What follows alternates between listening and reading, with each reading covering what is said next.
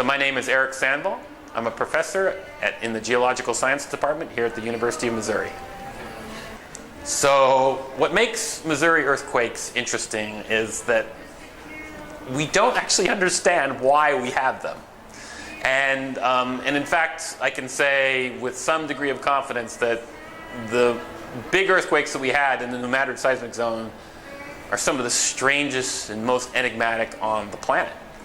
And the reason is because they don't follow the ruling paradigm for how we understand what causes earthquakes and where we have earthquakes. That is, earthquakes in the New seismic zone but happening in the middle of the North American plate. About 95% of all earthquakes occur on the edges of plates, in the plate boundaries. The other thing that makes the New seismic zone earthquakes very odd is that we can't see any what we call strain accumulation, or building up of stress and strain that always comes before a big earthquake. And so we can't see this kind of bending of the Earth's crust that we can see along other active seismic zones. And so it's really a puzzle where the energy is coming from to basically generate these really big earthquakes. So seismologists are able to image the interior of the Earth by measuring the speed of different kinds of seismic waves. So then a very interesting question related to that is, what affects how fast the seismic waves travel? And principally what affects them is the strength of material that they're propagating through. So the stronger the rock, or the stronger just the material, the faster the waves go.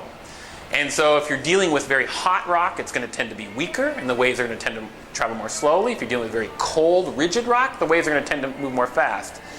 And so by using that fact, we can take three-dimensional images of the interior of the Earth and image which parts of the Earth are colder and stronger and which parts of the Earth are hotter and weaker.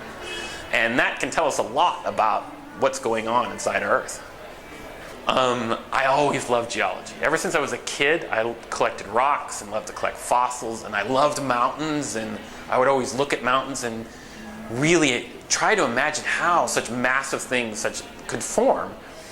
And I was kind of good in physics, so I got a bunch of degrees in physics, or not a bunch, two, an undergraduate and a PhD in physics.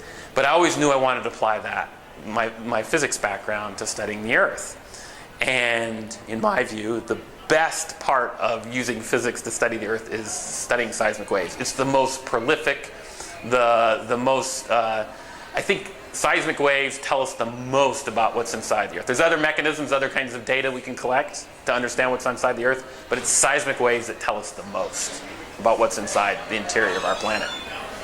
I really enjoy talking about earthquakes. I'm very much into my work and my research, so I like talking about it. I enjoy it.